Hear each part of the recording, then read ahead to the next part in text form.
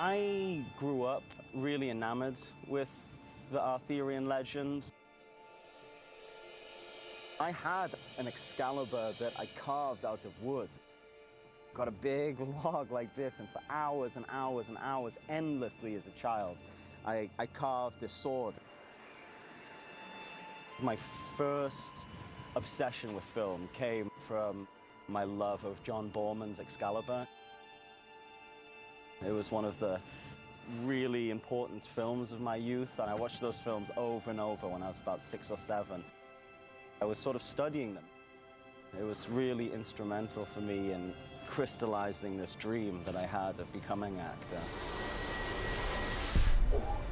To be now on set, and Londinium actually playing King Arthur myself is pretty wild. Action!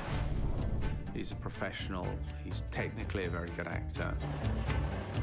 Charlie and I understood what we wanted King Arthur to be. For me, anytime you can do anything new limits the amount of acting required. You know, you're freezing cold, you're sort of angry. Yeah. It creates a vibe. Yeah, come on, let's do one more. Just get the boys in. Charlie wants one more pass. Here we go, rolling. Elegantly done, Charlie. He has such a likable quality about him and such a regal appeal. You know, he goes from man of the people in the start of the movie into the born king. He's got a charisma and an authority and a level of professionalism. One which I suppose is fairly obvious why he's a film star. He's got the looks, he's got the charm. Charlie's got swag. You know, there's always a lot of talk about my walk. I mean, you know, I got a big walk. Still duck on the wall. A lot of people think this is really funny and say, you just love to walk big because you think you're a gangster. It's not that at all. Practice walking, no problem. I do. It's a bane of my life. One of my legs is 16 millimeters shorter than the other, so it gives me a bit of a sloping gait. That'll give you a You know, it comes off as just being, you know, being gangster, so that's okay. It's the old flat tire, really, isn't it? Yeah. Guy and I have first and foremost become really good friends, and sort of second to that is the creative relationship that we have. People always say it starts at the top, you know. If your top people are good, then that spreads down. Everyone gets on so well, and everyone's always in a good mood, and that starts at the top, really, with Guy and Charlie. Slightly cooler version of that. Nice. Keep your chin up and do the same thing.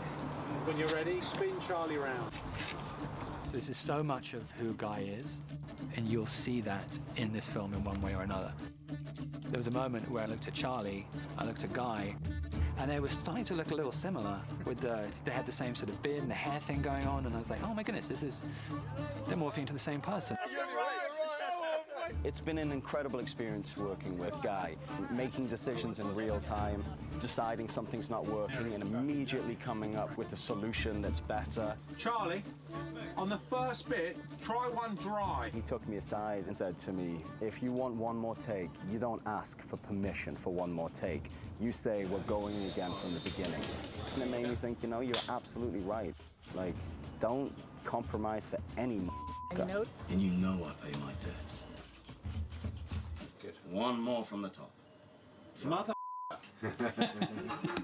This is the last. Tell him it's the last you want. Where's the off?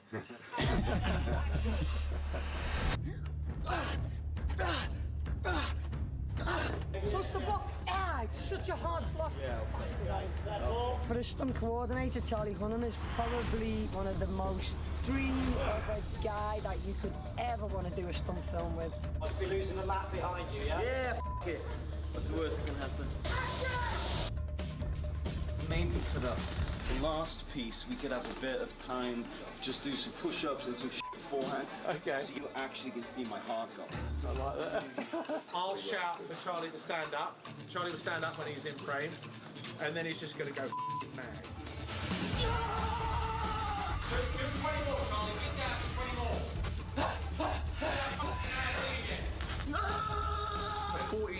40-minute fucking take, mate. Longer.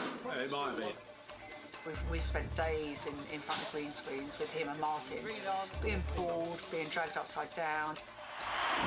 Charlie kind of, you know, he's totally up for doing it all, and he, you know, totally wants to do it all. Just hanging from my scrotum here, people. No rush at all. I'm quite impressed with Charlie's attitude towards things. We looked out to see Charlie swimming around in the 4-degree splosh that was in front of us. Ivan and I jumped into the freezing cold lake, and that became a tradition. Every morning we got up at 5:30 a.m. and did the plunge of death.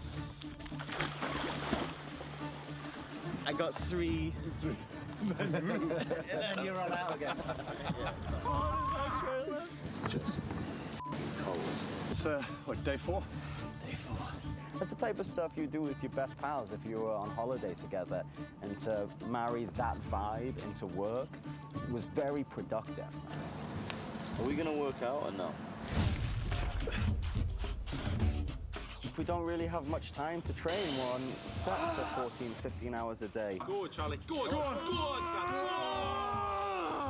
son. So, you know, we've got to stay fit for the job. It's funny to think this is my job. There was a lot of set Olympics going on, a lot of pull-ups and rope climbing and push-ups. All right. Fucking hell. That was good, cheeky 50. Please don't say that's recorded. Every so often between takes we're doing some chin-ups. He's got his bench press there. Every so often doing some squats, bench press, and a lot of chin-ups, which has been really fun. I'm not going to do them, because I don't want to embarrass everybody by doing 50. Did you used to dehydrate a bit on the days when your shirt was off? No, you didn't. Don't do any of that business. Charlie, very, very easy to look after. He looks really good. He's very, very gorgeous. Have you ever been fat? I got fat a couple of times. Your definition of fat is not being ripped. That's right.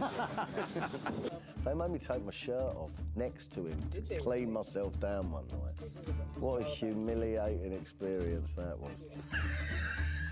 So I'd be morbidly obese in your language. Just slightly. Oh! I see the cameras out.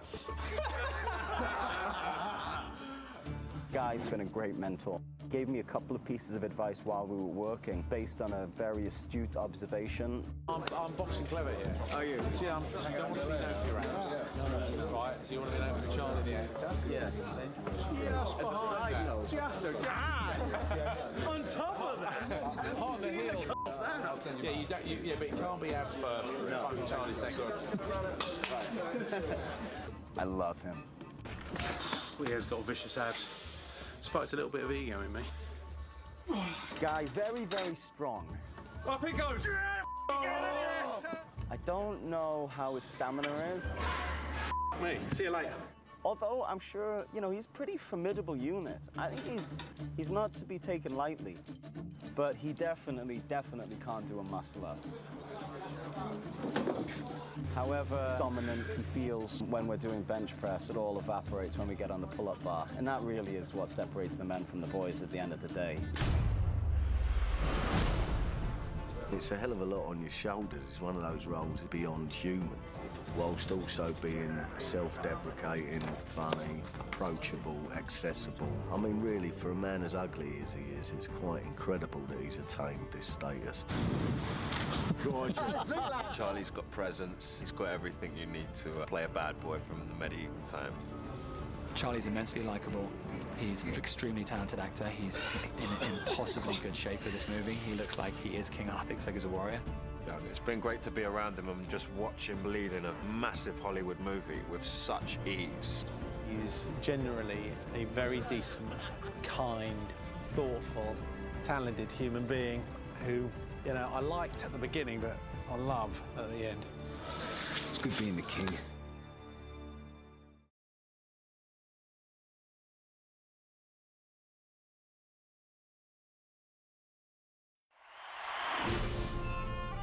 It's hard to pinpoint the time that you first encountered the story. Was this famous king real? Was he not? There are obviously historians who believe he might have been. You are addressing England. Most kids globally have a sense of King Arthur and the Knights of the Round Table and the sort of democracy of that. It's one of those legends that you just seem to know.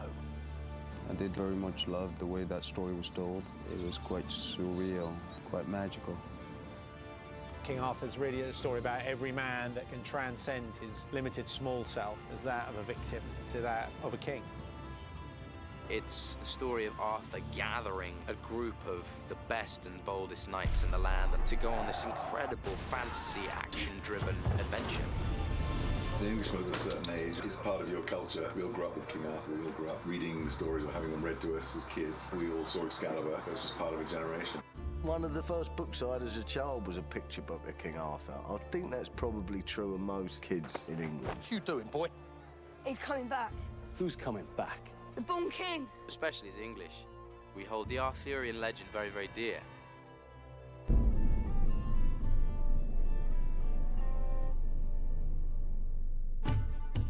The Arthurian legend has been bent to many different people's will over the years, you know, before filmmakers even, writers and towns and villages up and down the country that claim to have a little bit of it. It is this amorphous and ever kind of evolving myth of a great king. What I find so interesting about it is there's no particular one that's correct. For a storyteller or for a director, for actors, it's like you can get away with your own interpretation. The whole process becomes quite interesting because if you have a nugget of information, you can add something. You know, there's many versions of the King Arthur story traditionally told, but none of them have been told through the lens of Guy.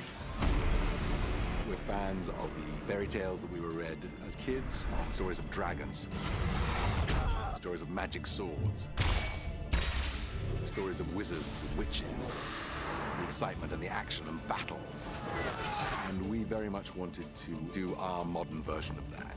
Guy has a great love for the class structure, for folklore. It's that kind of curiosity that fuels and links, in a way, his early work to this.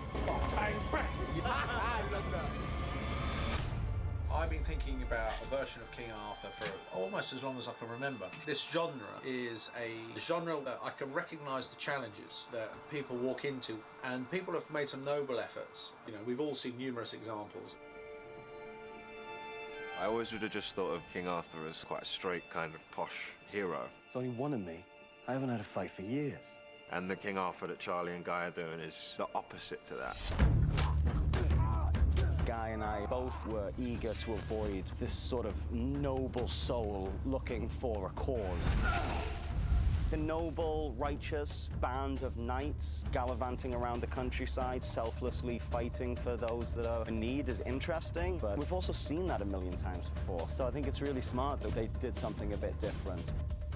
3 or 4 years ago, I was beavering away on the Arthurian legend, and then this one came along, and it had 300-foot elephants in it, and it was conspicuous about the fantasy element, and that's what changed everything. I've known Guy for a long time and was intrigued to see what his take on this world would be. So I was quite surprised actually in terms of the level of fantasy and just how far you could take some of these ideas, and found it really entertaining. Obviously I'm a filmmaker, so I'm drawn to things that lend themselves to some visualisation. I suppose like the same way as in Sherlock, I thought I could do a job with this. I wasn't sure what I could do with it, and I was outside of my comfort zone. It was just a moment. I know, you don't feel I'm not buying it. It's sort of the classic hero's journey, right? Sort of the call to duty and then the reluctance to accept the call. Mentor figure comes in and says, you really have to do this. Acceptance of call and then action. We are adhering to those archetypes, but Guy messes it up a little bit. It sprinkles a liberal dose of what he likes to call the f*** dust. So you make it a little less noble, a little more grimy, and a little more selfish. Why did you say you're not attracted to the hero shot? Because it's a cliche and not in a good way. Things we're trying not to do with Charlie is turn him into a hero. They're superhuman. I'm not interested in that. Just doesn't speak to me. You want something that feels human so you can relate to it. You're gonna miss me. We want to try and avoid any sense of nobility, the idea that people are really just doing it for the greater good. That does become very boring and very earnest and not fully human. There are always ulterior motives, selfish motives, not just about the greater good. My hero might get to that point in some way or another, but it's not really about that.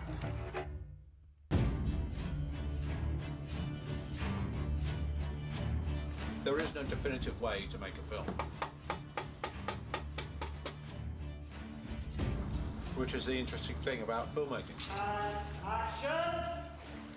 I think filmmaking is about having a point of view. It feels to me that she needs to have the last word. It's not a right point of view, it's not a wrong point of view, but it's a point of view.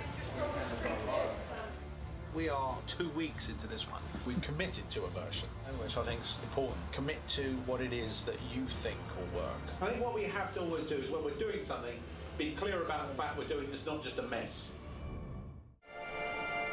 We had to find a visual language that fitted the story, that Guy believed in. I've got to feel confident Yeah, no, I know. that look I know. will work. Yeah. We're not going to get away with that. I did some pretty bold strokes to start with, I have to say, but they were a bit too far. We lose contemporary boots. We have to lose everything that's contemporary. Okay. And I would just, for the sake of things, start doing some more traditional stuff. You know? Guy likes to have input. I mean, I think it's going to have to be an amalgam of later centuries combined with something else. He has a particular way of looking at men. You sort of want a bit of that attitude, though, don't you? Vortigern has taken the vestiges of the Roman. I want this kind of reptilian insect-like articulation. That sounds like you're in the business. It's probably to do with his personal style, but definitely his view of the world and masculinity and how men dress. We'll keep the white coat and the more civilian look underneath when he goes in. I love the white coat. It's his signature, isn't it? Yeah, I like it. Is there an excuse for him having some more like that on when Arthur comes to see him right at the very end? But that means he'd be in that kind of gear when he's killing Catian, which might be a bit much. It's more that one, isn't it? I like that look for That white robe is rather cool. Might have to get myself one of those. I mean, I can't do this without Max, the first AD. Max, he and I have a shorthand with one another. It makes my life 100 times easier. So you'd have to have this off, the helmet off. Yeah. For that to operate. Yeah. Can I take that off? Yeah. So you could just have. Yeah. I mean, They're rather good with like that, isn't I'll tell you what, they're not bad at all. Yeah. I think Max should try them. Pretty good. And there you go. unique. We pinched it in to make it look meaner. Yeah. And we've been talking a lot with Eunice about, visibility and how, and all our stunt guys are going to have made-to-measure ones. After a certain point, I say, which do you like? And the guy says, I don't know, which do you like? I say, that one. He said, do that one then, and we fell into a rhythm with each other. I like the old striped leather. The full drip. The cross, at least you notice it now. Anyone just happens to have a pair of shears on them right now, they could cut that evenly.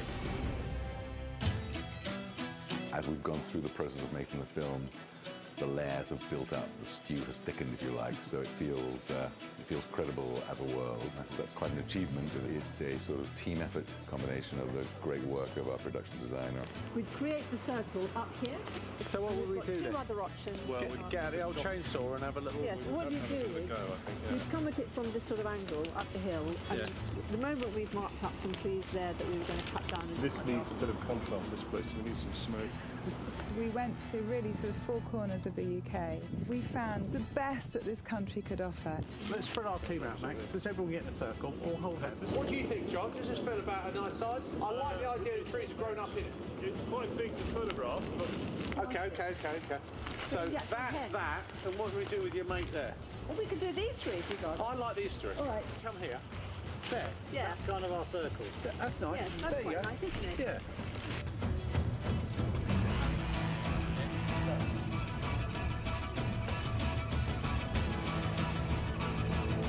We're filming, bizarrely, in King Arthur's cave, so the Arthurian legend continues. No, let's have a quick look at the cave. How stable is it? He's called King Arthur's Cave, by the way. You're kidding? No, it's called King Arthur's Cave. But why is it famous? No, just because of this kind of cave setup is fairly unusual. This is 10,000-year-old excavation. I'm not. So actually what we're standing on... Real people. I quite fancy a version of it being obscured. Like an ivy curtain. It's like an ivy curtain.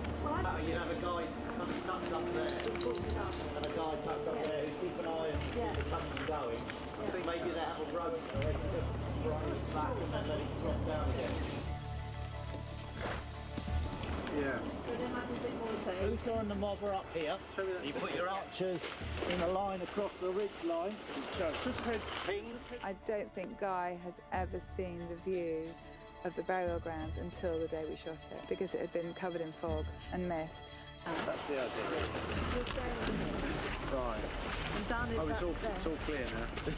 But you're going to have some idea of perspective. This I get. Yeah. But just as long as the arrows do. Yeah, you want a nice arc. You want a nice arc. Can anyone think of a more clever way of lighting these up? No, I think that's the elegant way. This feels a bit aggressive. I know that. More elegant. I know, but do we light arrows? Only because I've seen a lot of arrows lighting a lot of fires. Well, you can just have men out there with torches if you want. Not very dramatic though. No. Some sort of cannon, fireball. Special effects. Just roast the whole valley. A helicopter gunship dropping on the valley. Well, arrows it is then. If you can cheat the perspective, we just need to be able to feel that it has been a right old whack. I quite fancy having your bowman up there. It's quite nice having sort of 30 bowmen up on the top. So here's your geezers here. You're looking at. You could have a captain standing behind you for signalling, and then your bowmen fire, and then you can see that. Yeah. And that way you could bring them closer if you wanted to fire. Yeah, I quite like that. Ready! And loose, but don't really loose.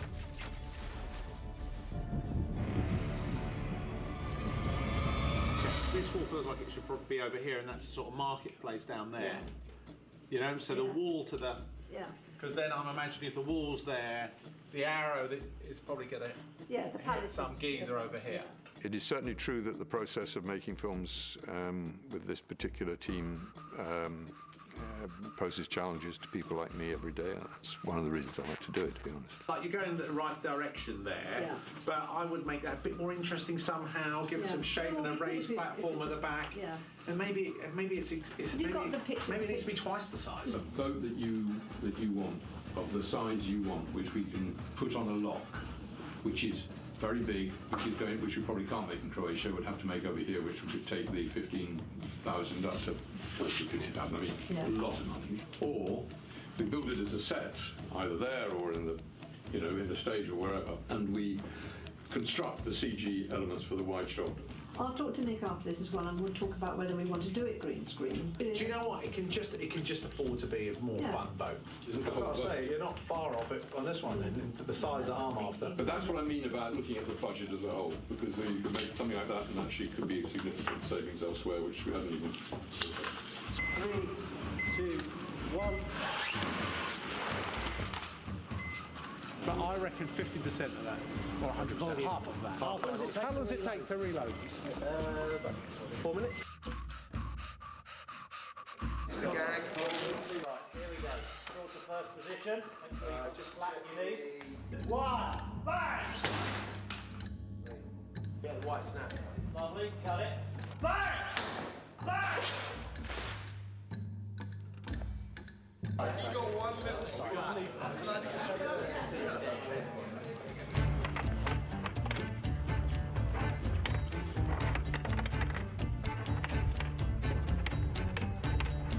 Do you reckon I'll make it to the bank? I'm going to be optimistic. I'm going to say it's going to hit the bank. Alright, so you just need a good yank whenever you want. How good a yank? Well, just to release this bar here. Oh, this is fun. Set on the nose. Oh, but you can really turn it into an absolute monster. Oh yeah, I mean, we might be able to take a road. Guy, to me, always seems to be a director who wants to root it all in some kind of sense. What Guy has done is said, no, 85% of this film is about character and storytelling, and then we're going to just sprinkle some magic on top. The alibi for having this magical is pretty consistent and authentic to the Arthurian legend. That's more life. Yeah, it's going in all directions, isn't it? Well, that's sort of the speed of that. The speed of that made it look sexy time. In real time, no sexy. Or did you put more puff in there? No, that is speeded up. So yeah, you're right. On real time, it doesn't look as good. You stick more. See, look at that. That looks quite sexy. Because you've got those like lines coming out of it. Yeah. What sort of colour is it? Oh, that's quite good, isn't it? Slow-mo, it's definitely in slow-mo. Is it that kind of colour? For danger. Red for danger. No, I'm only saying it because they use yellow in. All right, I quite like black for some reason. What's this for? The alarm, when the alarm goes off in London, they fire these fireworks. They go, It's really... So this is the latest on, this is the first one, this is Meeting the Sirens.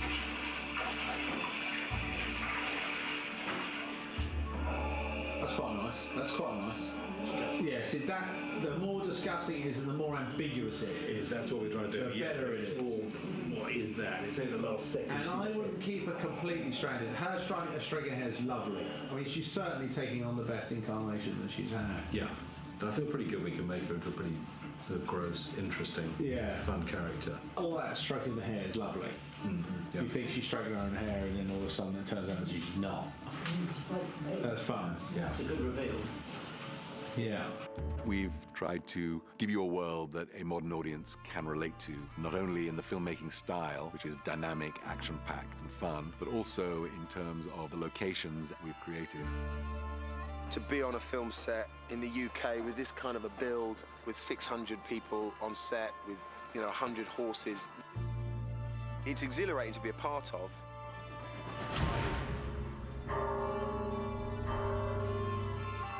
All areas of the crew, I've been so overwhelmed by their talent and their passion. The scale and the scope of it all, it's breathtaking.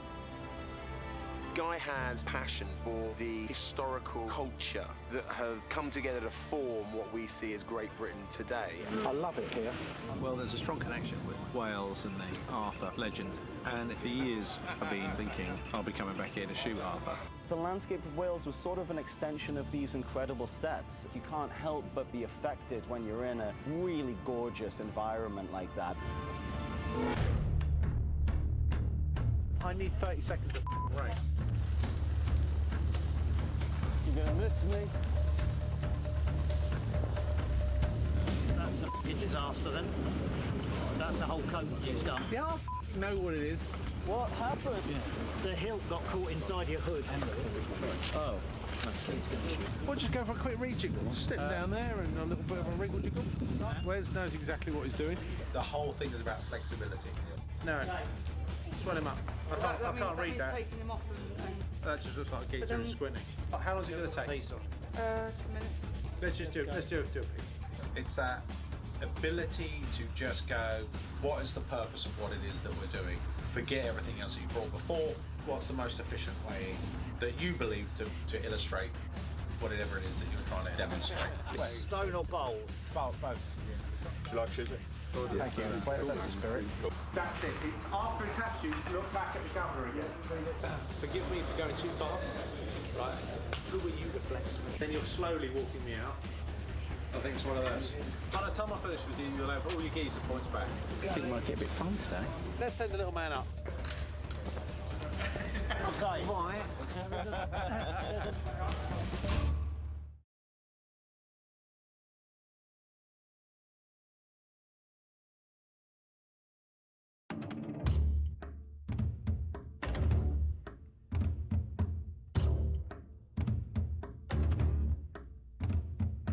If I'm fighting against two guys, they are gonna help me. They will know not to charge too hard if I'm very close to someone's sword. I'll make it work.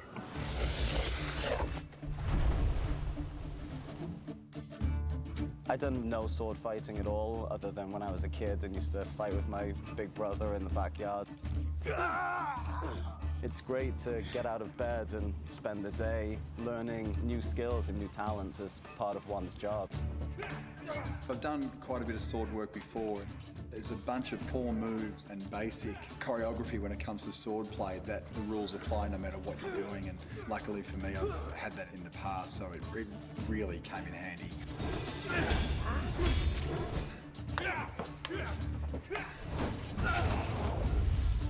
The choreography quite often changes on the day, so you can't learn it like a dance and be rigid about it. You have to be able to change within the set choreography.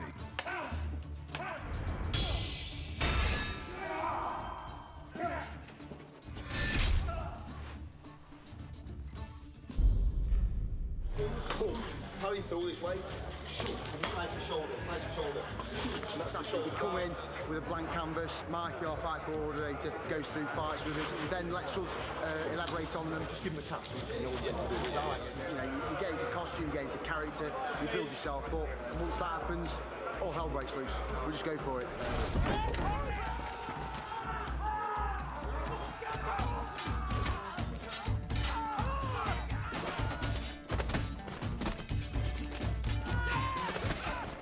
Normally down to what the director wants. He might want fancy stuff. Like sticking that guy, you're taking on the left, yeah? You know, like martial arts style, he might want something a bit more gritty and raw. Just go, boom, belly slides, done. On the way through, it's just nice and quick, mate. Cheers. And then it just comes down to performance, being able to do it on the day, you know, bring loads of energy, make it dynamic, that kind of thing. Elbow, break spear. Oh, Mikey, oh, Northern Mikey. He's probably one of the best, you know, stuntmen instructors in the world, so, you know, I'm in good hands. I couldn't really get it wrong. You just let it seamlessly go in. Okay, that's okay, good. I've had about 3 or 4 good long hour sessions with Mike, and by the end of it, I could cut off a button with a samurai sword, you know, from 10 paces. You know, I feel very equipped to go into battle, shall we say. I'll give you... A bit of knife fighting. I saw him doing one with Jimon where Jimon was like taking out 18 dudes and it just looked like so much fun. Jimon just kind of stood there and watched. Was like, yeah, we'll do that on the day. You know, he's done it before. I just tell him to give me directions the day of and we execute. See Jimon smacking people with that sword. You wouldn't want to be on the end of that.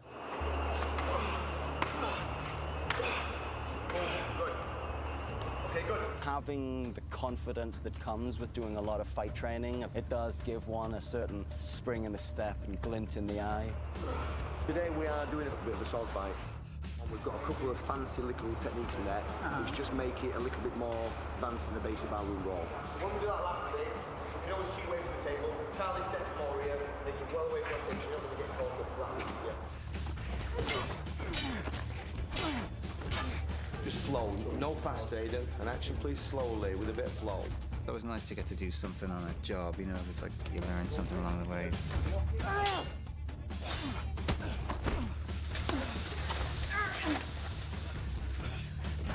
If you've got an actor who's pretty physically capable, then they should be able to pull it out of the bag on the day. Big Hollywood production. Look at the state of this. No glamour.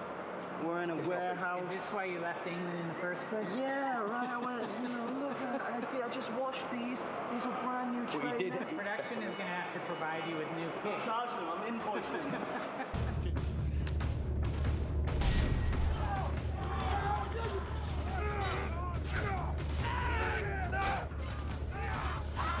Movie fighting, you want to try and make it look cool. You know, that's the main thing, looking good. And also big exaggerated movements, you know, making stuff more explosive, more dynamic, that kind of thing, yeah. When you hear Mike saying, turn it on, the little acting skill that we have goes into aggression. Bring it, just bring the pain, bring all that good stuff, okay? It's like being on a really great sports team. We all want to get the best out of each other, whatever our part, whatever our, you know, role in the particular scene. It helps to be quite creative and it helps you to be at ease with it.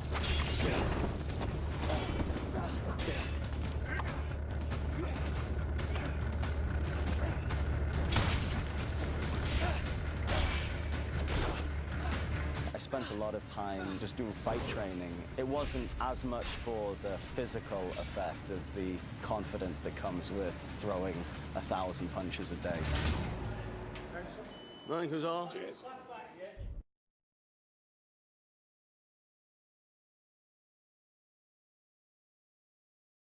So should we discuss what you've come up with? You did? Yeah, absolutely. Okay. I was always fascinated by the idea of Roman London. Very few people know that London was Londinium and that it was a thriving Roman city. I mean, that's the right sort of idea, but all of this should feel slightly more submerged. More submerged, okay. And I like that. That's up for grabs as to how we... It's up for grabs. Right. If there's any more decisions you need made about... What do you need from Guy? Sets and stuff. First few months were just like drawing, working with concept artists, concepting, and we kept showing him things. We could have boxed it out and built something there, but there isn't. We got more and more away from literal Roman London. Yeah, and it sort of needs a bit more shape to it. From your point of view, you'd like it. I see what you mean. The sets aren't fantastical in any way, or fantasy. There's a kind of form of reality. We're building this world that the audience has to accept, and they have to accept that in this world come 300-foot elephants.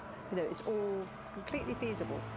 It's been an ongoing process, definitely. I mean, even up until a couple of months ago, when the model was taken over about 6 months to be constructed, we're still changing. Changes that have happened to the actual drawings, plans and elevations, and revamps that we've needed to do. We have to kind of incorporate those onto the model when they get issued. So it's taking buildings out, repairing them, doing them up and putting them back in. Forget period. I mean, don't forget period completely, yeah. I'm with you, but I just think we can afford a bit of imagination on it. Yeah.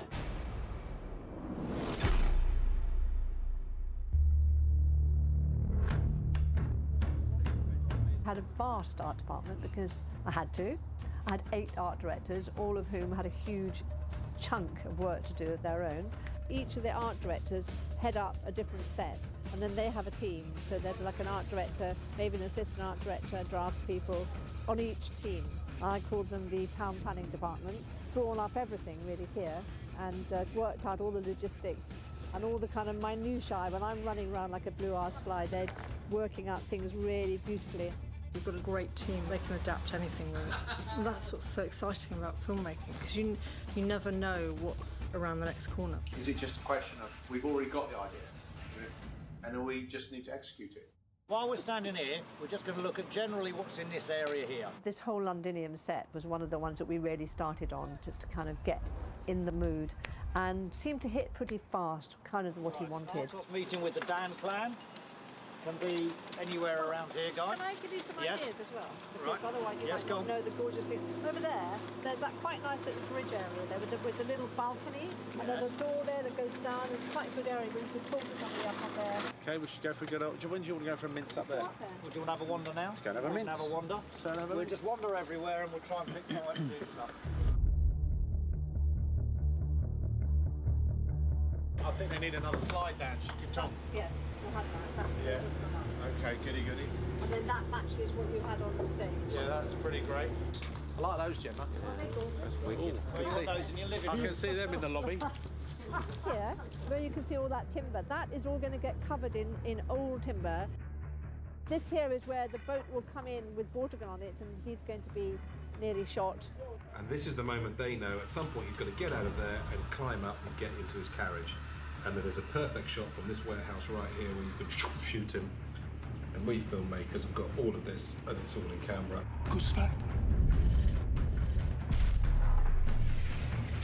The temple behind me is a piece that we've managed to design loads and loads of things, and we just wanted to have some vestige of something really kind of purely Roman and of there. And as you can see, it's very sort of fragile, but I really like that quality about it. And so this is sort of the end of town here, really. At one point, there was a fight hall, and that's changed as well, so we're having to reconfigure that a bit. And then this is where George lived, but now it's a safe house. The Safehouse scene that happens late on in the film was an amazing room, sort of rickety old wooden cabin almost. There's nice alleyways, look up the side. Oh, I love an alleyway. But the long one is really great. You know the one we did at the end? Oh, I'm having a lot of fun all of a sudden. So this is the bathhouse, and this is really an old ruin in here. There's going to be a mosaic in here, definitely. I don't know why people don't do it. Oh, I think it's lovely to put mosaics with images and things. No, classy. Can you do a classy one? Yes, of course you can. Can't like you for that. This morning when I was walking through the set, I was admiring the graffiti on the walls. They're quite intricate designs. You could get very close with the camera on any of these sets, even in these little alleyways, and you could walk up to the farthest corner of that alleyway and look at some little detail. Everywhere is ready to have a camera pointed at it, like from 6 inches away. I love it. Yeah. It's genius. So we're going to do lots more of this. Yeah, I love that. But obviously we've got to do some of the wet hand stuff. We opened this up. Great work. That is great work. Nice. Yeah. Graffiti around here. Yeah, I love the graffiti. I love it. We've got to do the one that... You should show me those images because I quite like images. Yes. So if you, there's a couple of cool images you We've got get some and then stuff I'll to do show stuff. you. Yeah, show me this, show me them before you dob them up. Yep. Because I like them. Good. I mean, there's stuff the audience would never see in a million years, and it's just all been covered meticulously. Because you don't have to imagine you're in this castle, you know, it's not, we're not up against a green screen or in a white room, you're in this massive set. To walk into an environment and, you know, see Camelot and see Londinium and be on these vast sets with 300 extras, but you really believe you're there, and it makes your job so much easier. Where'd you come from? I fell out of a tree. Yes, mate. All of a sudden the film's getting big. It's about time. It's like a tiny little film. That's big. That's big. Could even take you to that brothel. We're heading in that direction. I don't know if they're open for business. Yeah, we were in the brothel space for a while. That was amazing. Sort of depth of that was incredible. We decided not to go too obviously kind of brothel-esque, so it's kind of plants and images, and it's just really kind of nice environment to be in and to operate in. We've got water. We still use a very classic kind of Italianate kind of setup here, but the whole of this room is painted kind of, and this is influenced by Pompeii, but it's got my take on it.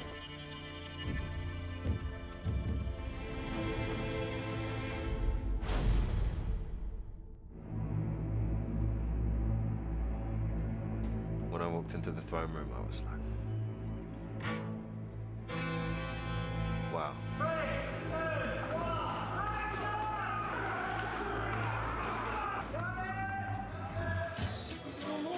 You want to stop, Max? Just do one more. Do one more. You want to do one more? We were trying to think of something that had some sense of steeped in history, magical beauty, kind of original. Quite fun, this, isn't it? But this scale feels right. Don't it? They've kind of amalgamated and come up with a world that's familiar, but also that you've probably never seen an interpretation of Camelot. Pretty fab.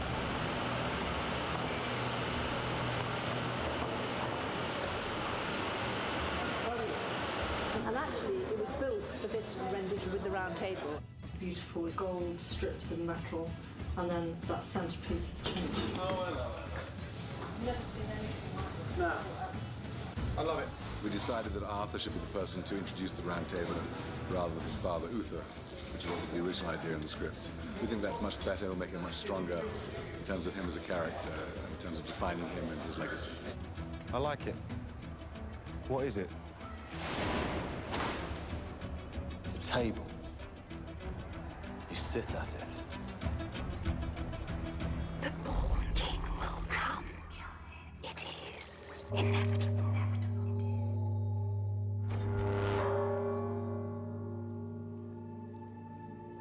The hair comes forward and you drop it over the girls' heads. That's it. We might need a bit more hair. This stage, this tank isn't really built for water, so we had to line it all, and we've had a few dramas, but we're okay. This is the spot where the mages/sirens have been lurking. This is where all sorts of blood magic takes place. We changed this around actually when we first came down here. These columns were straight, and we decided to get them slightly on the piss, which I thought gave it more of an ancient Rome feeling. And 3, 2, 1, action!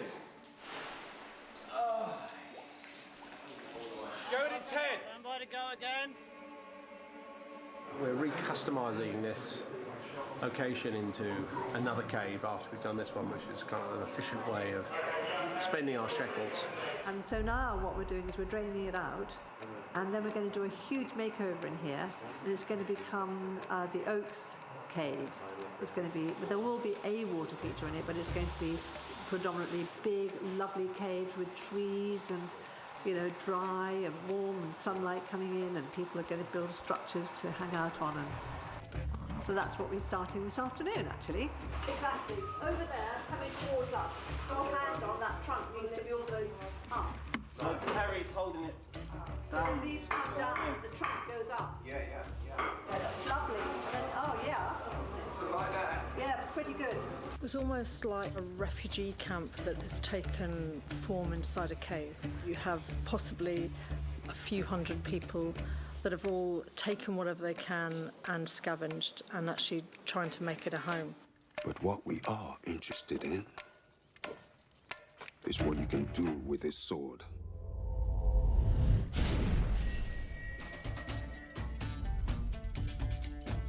Trigger, I think we got one here. Bouncing on my knee. Where'd you think I want ya? Hands on the hill, stupid.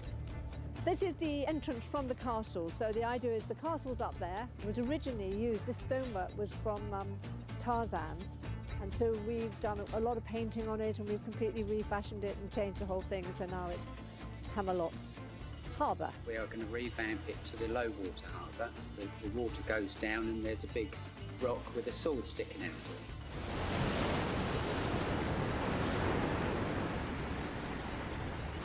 Everyone comes to me though, and they talk about how these sets on film look, pretty fantastic. Yeah.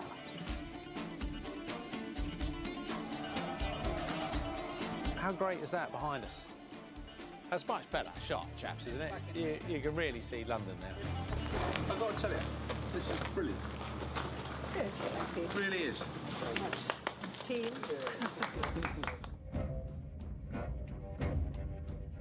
This is just a car park, so to build all of this and then plant trees and raspberry bushes and tufts of grass and then water it and plant it in time for us to be actually here shooting, pretty exceptional, extraordinary stuff. It's easy to forget just how many people, work on a film of this size, and doing everything within the Warner Brothers lot pretty much. It's really unique, and getting to see just how much land they have here and the use of that. To see the scale of it out on the backlot is amazing. Yeah, it really is, compared to the model and the size that we can fit it on a couple of tables over there. Here on the drawing board as well as drawing everything up and actually taking part down on set as well, because I've been standing by with the second unit. So actually to draw up, make the models, be involved in the pre-production and be there to stand by with the film unit when they're actually filming it physically on the set. Guy has created this 6th century Londinium to be now on set, and Londinium actually playing King Arthur myself is pretty wild. It's been quite a pleasurable job. Yeah, it's got a really good energy around it, and the kind of, as I said, because they're not aggressive and they change their minds, kind of do it with great charm and great enjoyment. And you go to rushes and stuff, and Guy's always the first to say, "I love it, looks great" or something, which is, it goes a hell of a long way when you're working very hard and it's freezing cold outside sometimes and it's raining and you're really sorry for yourself. And he's so appreciative. Great to work on sets this big. That's always wonderful. That, there's not an excessive amount of CGI.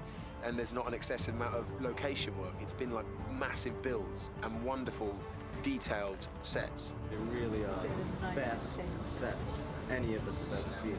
We comment on it constantly. I don't like it. I want you to start again. I'm afraid I'm one of those people that thinks that he can do most people's jobs better than they can do it. And in Gemma's case, I don't think that's the case.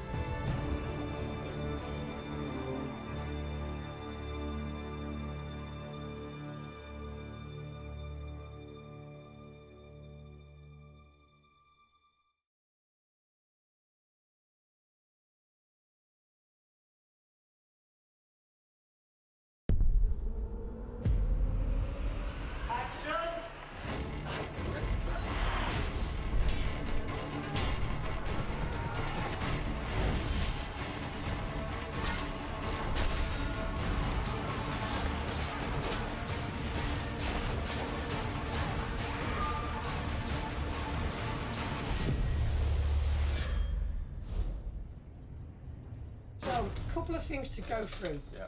I'm worried about the scene. We don't even know what that scene is yet. Do you want dogs in the scene? Because we'd have to prep that to get them there, wouldn't we? Well, not really, just hire a couple of dogs. Bring them out on the day or don't.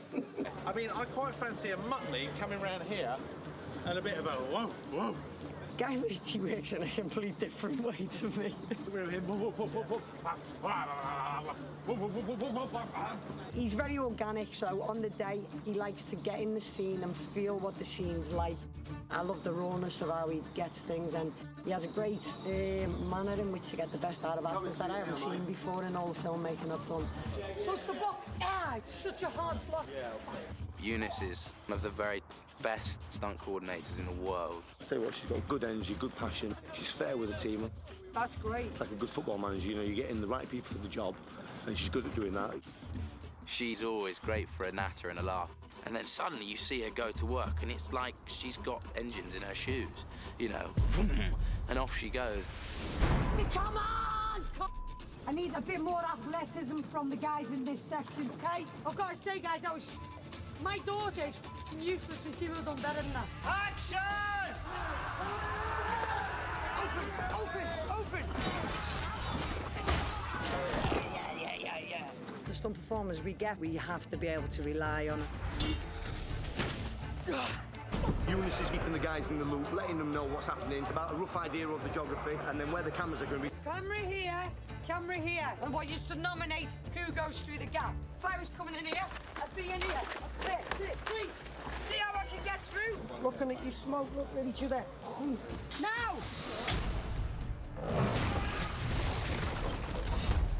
No!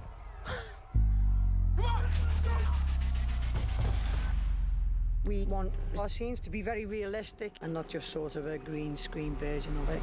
I think however much practice you do, it never quite prepares you for the height of it.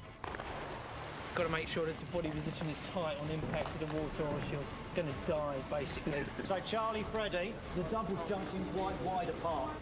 I'm rising to the challenge, I really, really am. Went up in the old cherry picker, getting higher, feeling more prepared, more ready. Charlie aces a perfect 10-pointer, but I'm feeling I can take it to 11. And for which the crowd went wild and gave me 12. So. Out of that.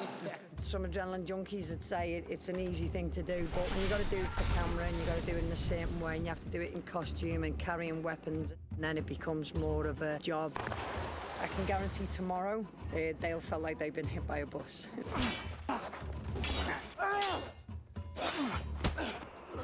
Today we are doing a bit of a sword fight. Got a couple of fancy little techniques in there, which just make it a little bit more advanced than the basic barroom roll. Just flow, no fast, Aiden. And action, please. It's not that often. I let the fight choreographer carry on. This is the first time for me that I've worked with someone who I'm like, oh yeah, they fully deserve this credit. They've done a terrific job. It's normally down to what the director wants. He might want fancy stuff. Like sticking that guy, you're taking on the left, yeah? You know, like martial arts style, he might want something a bit more gritty and raw. Just go, boom, shoot, belly side's done. On the way it's done, it's just nice and quick, mate. Cheers. And then it just comes down to performance, being able to do it on the day, you know, bring loads of energy, make it dynamic, that kind of thing. That's good, Charlie. That's nice, good. I mean, if you've got an actor who's pretty physically capable, then they should be able to pull it out of the bag on the day. For a stunt coordinator, Charlie Hannum is one of the most dream of a guy that you could ever want to do a stunt film with. There's nothing he can't do. In the back! He's never moaned for a second during this project, and we've asked him to do some pretty tough stuff. Action! This has been the most physical film experience that I've ever had. Action! Got it? Oh, I hate my job sometimes. I mean, I'm just trying to think naturally what it'd be. You'd see it, it'd be a bit of a, it'd be a gut reaction. Yeah. You'd see it, you'd be bang.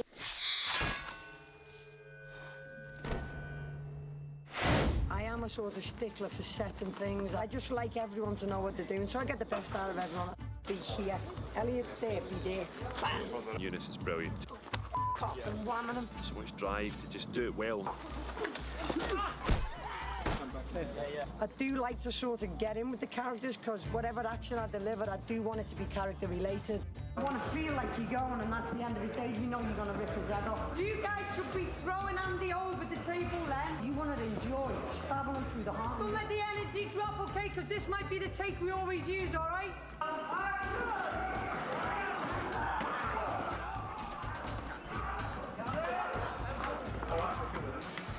It's been very busy, very hectic, but I'm very lucky to do the job I'm in. At the end of the day, my main thing is to please my boss. So hopefully if she's happy, director's happy, then that'll come back to me and I'll be happy. I've been stunting probably for 21 years and I still don't feel like I've worked a day. Best job in the world.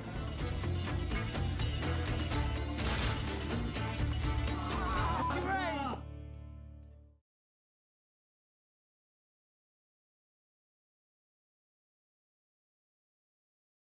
93 days, any predictions? Do you know, I had no idea it was 93 days until you told me it was 93 days.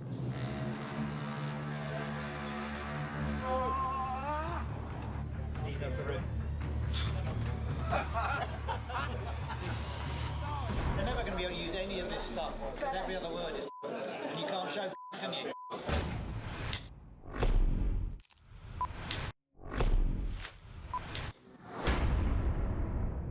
This is the longest pre-production I've ever had on a film. So actually filming doesn't feel like the start of it. It's officially, this is day one. Here we go. And action.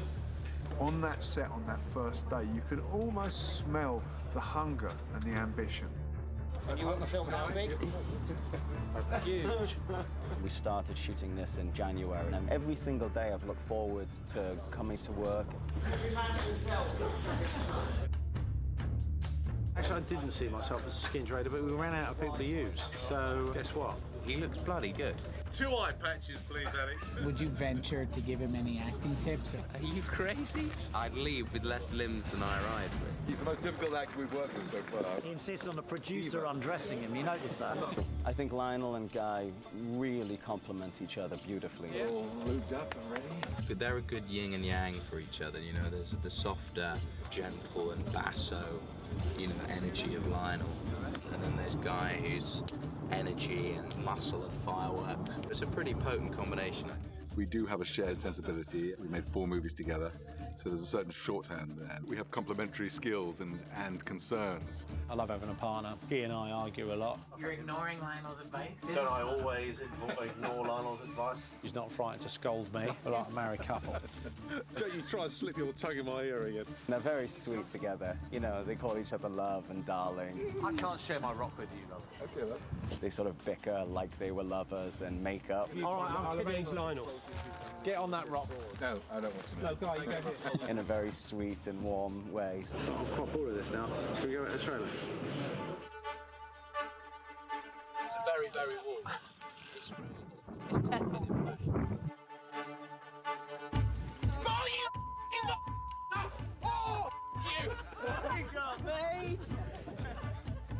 You know, Lionel articulates this really beautifully and is a huge advocate of having fun at work. You're on these things for 2 years. Do you really not want to have fun on it? We got big old feet. What do they say about big feet? Yeah, big socks. This is our lives. This is what we spend all of our time doing. So let's embrace it and have the best time we can. Check. You have an alarm. It will. I think that is. It's all over, young man. Is it? Is it mate? Yeah. Shachmat. Shachmat? Shachmat. That's what it looks like to get beat by the boss. I haven't been home at all in 7 months. One must create a family wherever you can, and that's what we did here. You're young, aren't you? Not old, aren't you? I've been in a very fortunate position. All of my scenes are with the same group of guys, and that does give you time to bond. Come in here, Neil. Okay, come on. I'm on your lap. Probably the best thing about this film has been meeting all the boys. It's a really tight group. Everyone gets on. We have a proper laugh every day. Just to be part of Guy's gang, to be surrounded by good people, hard-working people, and that's nice. It's been nice to have formed genuinely firm friendships. Would it cost a lot to call it a day? First and foremost, become really good friends, and sort of second to that is the creative relationship that we have. It's something I had to learn. You know, I'm used to taking responsibility for everything, and Guy likes to have input. Annie? Yeah. Where are all your different outfits? Very close, yeah. All right. In my head, it was his coat for the whole of the time. It's f***ing allow more than one jacket. Or does the jacket become the uniform and you don't pay attention to it? And that's just my face. There's an opportunity to have a cool jacket. What I'm trying to do is offer Guy a few options. If someone's unsatisfied with what's being delivered, then you just go, well, sure, well, let me see what I can do. The only option I can think of for today would be that Annie comes up with a completely different jacket. Yeah. What I try to do is get working a wardrobe as possible so that all sleeves are detachable. Ultimately, you can end up with a variety for sort of changing story days, for the script changes. It's good to be able to do that. He asks for suggestions and he's open to them, and if he likes what you come up with, goes in. Don't come up with a bad idea. He can be brutally dismissive. I don't like what it's going to look like. Axe by 6 inches. needs to take 2 steps. That's the inherent problem, because it's too small. And this has cost a fortune, this set. We couldn't have done anything bigger. That's the scale of our movie. You want to be here, don't you? Then I can see your flaming ball of I think it's a good call, you know. Made the set a bit bigger, give ourselves a little bit more room. It just all felt a little bit cramped as we blocked it out, and no, I think it's a good, actually quite an easy, simple solution. I know, I knew something was going to happen, I just knew. I was warning everybody to stand by and hang on. This is really a collaborative medium. Just the process of going through a bunch of ideas gets you to a good idea. Okay, let's break up the lines. Who wants them? I'll throw them down on the floor and let you grab them. I'll just... I can say them all.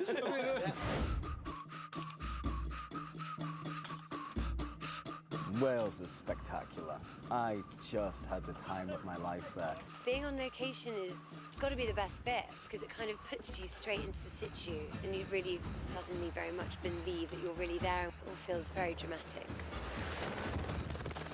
You needed to do some location work on these films. That was breaking up a bit.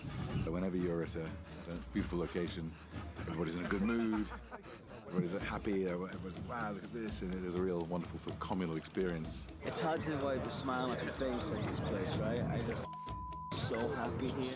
And the weather has not been cruel to us.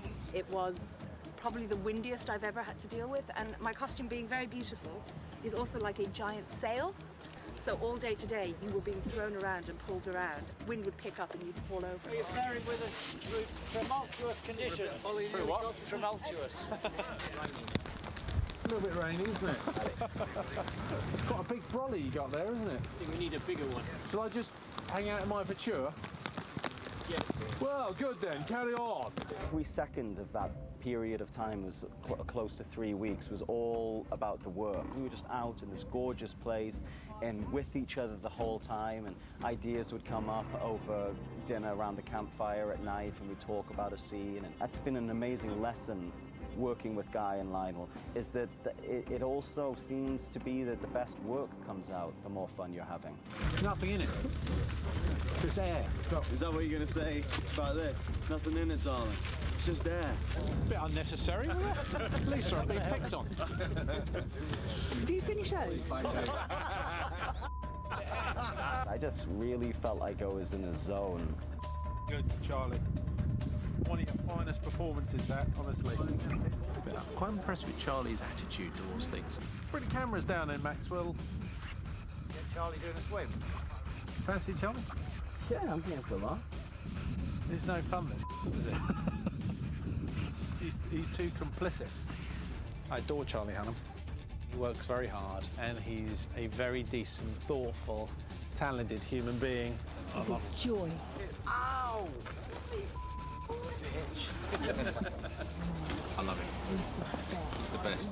I just adore Guy, and he is by far and away the best person I've ever seen on set. You're at your hero antics, I guess. What do you mean? What I get is, whoa, I'm not going over there. Turns round, sees what's going on, goes, just like get out. Like, oh, I've got to help all at the point. Guy enjoys the distractions. He's always, playing about.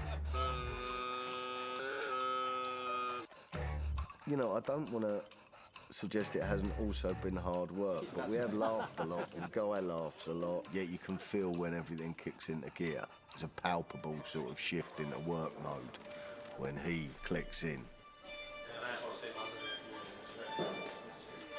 I don't really see this as the last day. I'm seeing this as a sort of, we'll just come back to sort of say goodbye to one another. After about 6.5 years, or however long this film took to make, we are done. So thank you very much. I had a little bit of an experience of processing it and saying goodbye. This has been by far the best film experience that I've ever had. That's been a good film, really good film. We're at the end of the shoot, haven't we? Allegedly. It all starts sinking in, what the last 4 months have been. I've had a fantastic time. What can I say? On to the next one. I just adore all the chaps, isn't it? All fantastic at their job. And the top chaps? I love them all, and they're game, and they're fun, and very good at what they do. And now I'm sort of all lost with myself. I'm in a whole sea of emotion. I've had a blast. I hope that I've also had the most fun and also done the best work that I've ever done.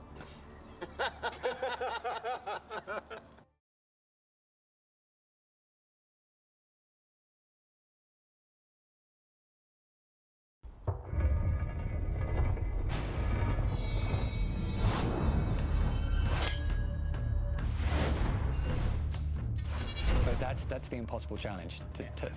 How do you design the perfect Excalibur? I always wanted Excalibur to be quite subtle. I mean, we looked at a lot of Excaliburs that have been done over the years, and I'm quite familiar with them, and they always seem to be quite shiny and a bit blingy. And we want to go for something that was a lot more subtle and a bit more classy, I suppose. I think you want to do one that's simpler. Yeah. Kind of stripped down, bare bones sword kind of thing. Yeah. And it speaks to Guy's world that he chooses a sword that isn't covered in gold finery and flowers and lightning bolts. I think it just needs generic with a twist, is what I think. Yeah. And this is real size. That feels about right size. We've got to make up our mind what that's going to look like. We'd do the drawings, then we'd make the prototypes, we showed the guy. I like the old Damascus steel, but I think what you sort of need is a bit of runes on the Damascus. So that's the one that was on the drawing, and we weren't sure if we liked it too much, so we... I'm not sure if I like this. Take it away, change it, remake the prototype. Or we could alter this one if you want and do something. Well, you might fill that. Don't you feel as though you're missing something? Fill that over. It does feel a bit like a jewel's falling. Yeah. We can just smooth that over with a nice curve on the top of it. It's entirely up to you. I think I'm feeling that. Yeah. Then we got it to about 90% finished, and then we decided to throw that prototype out because no one was particularly happy with it. Then we started again. Yeah, just the nail at the end is looking a bit primitive, isn't it? Oh, we'll smooth that over and we'll go with that. Should this feel more ornate? Is it calm? I sort of know what you mean. I think you just need something at the end there that should be a tad sexier. And that was an ongoing process for weeks and weeks until we finally sort of got the final thing down about 4 days before we started shooting. Excalibur in scourge. It's a sword. It's a sword that you would use in a battle. It's a sword that feels like a realistic piece of hardware.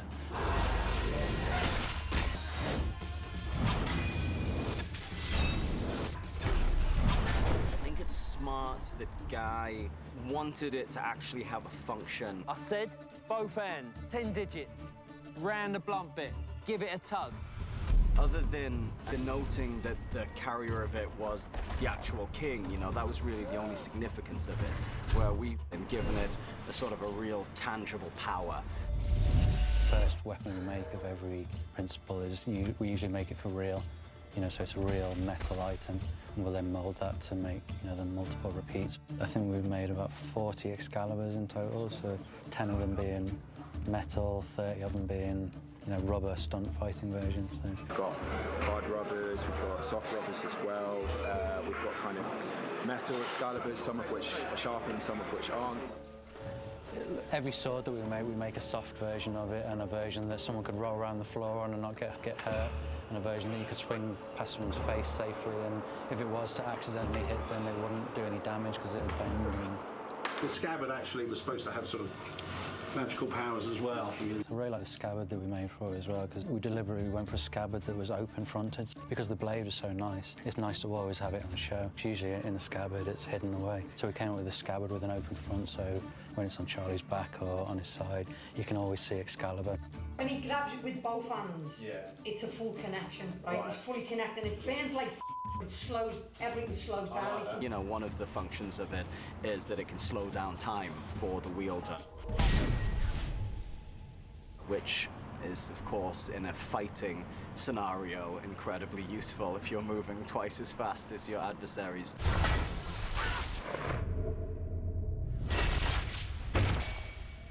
I think that it's about the circuit of the energy with it. Then I think it's sort of a beautiful idea that it really only that energetic connection happens when both hands are on the sword. It's like an electrical like a current, so you connect it all the way through, then the current goes through the body. Yeah. And it's that, and then the visions come with it, and then it's like... And so that energy will pass through one's body, but if there are energetic blocks caused by emotional trauma, that can block that energy. It's like hard to hold. And then we'll see that your arms are starting to now, the smoke's going to start right now. Both Excalibur Both, straight. Oh, a little anecdote about Excalibur, one of the cool things about it is usually when you pull a sword out of a scabbard, it doesn't make any noise at all. We put a piece of metal in the scabbard, so as you pull it out, it actually makes that shing noise. The According to the mythology, Excalibur had written on it, "Take me up, cast me away." So the set deck department came up with an actual runic language. We then translated that into "Take me up, cast me away," and etched it into the blade as the runes you see on the sword. To make Excalibur sort of very exciting and have like a tangible use or significance, but also, as all great storytelling is, they gave a beautiful journey for Arthur through the film. Excalibur's quite a major part of the story, so it's been featured quite heavily, and it's always a pleasure to see a nice glistening close-up of Excalibur.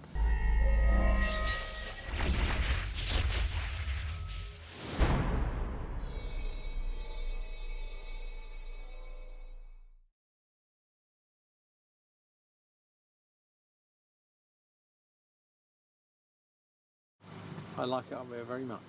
It's hard work, but I like it very much.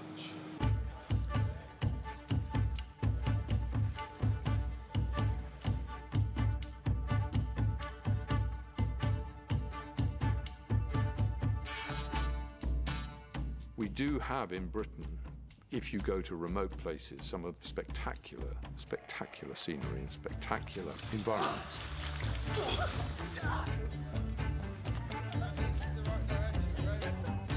It's my favorite place in the world, the Highlands. In rain or sunshine, doesn't matter, you know. I just love it up here.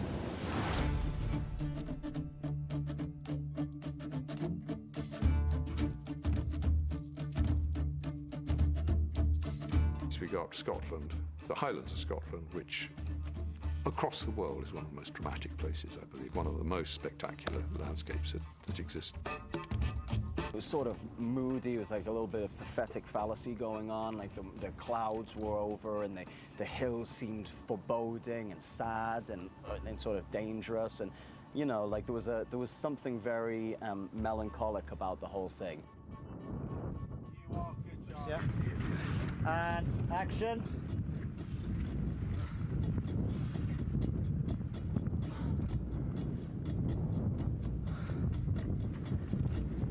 That's a foot and a half. You were 3 foot behind the mark. I thought it was that wrong. Action.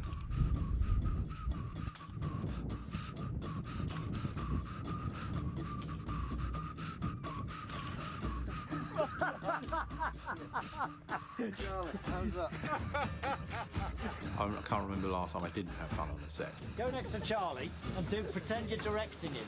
Where's move out of the way. Yeah. Do one of them. And Do one of them. In 2 seconds. Them Just ones. give it. That's it. Give it a bit of.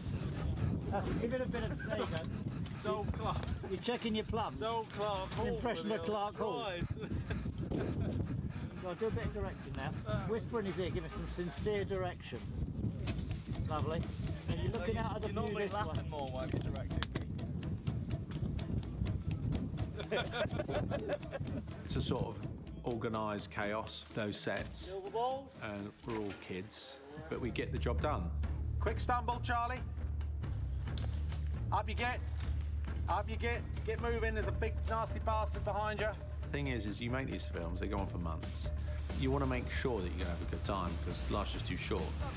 So you can dive in that then? You're fine to dive? Yep. This is really deep. Yeah. You'd be fine to go in from here or in from here. Or just a big Yahoo jump. I'll go for a Give us all your electronics. Oh, I know. Ted's cold.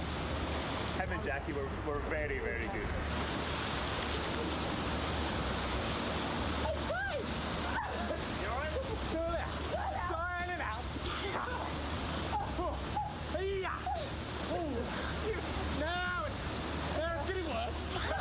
I'm massively impressed that they jumped in and had to swim without any wetsuits on. That's far tougher than any of us, so we're very impressed. I don't know, you were counted over 100.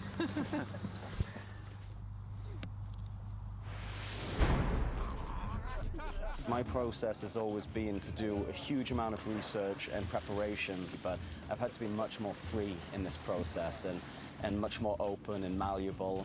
Some sort of like one of them. I open up. Charlie, he was a great collaborator, and it was an enormous amount of fun to make the film with him. Pedal, 3, 2, 1, and action, Charlie. Cottage!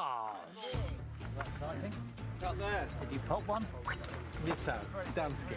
Lovely. Good shot. Got it? Moving on. Group photo. It's coming from me. I'm just going to...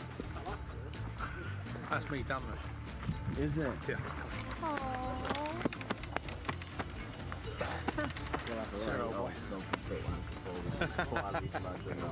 I don't want to do it in front of everyone because I'll start crying.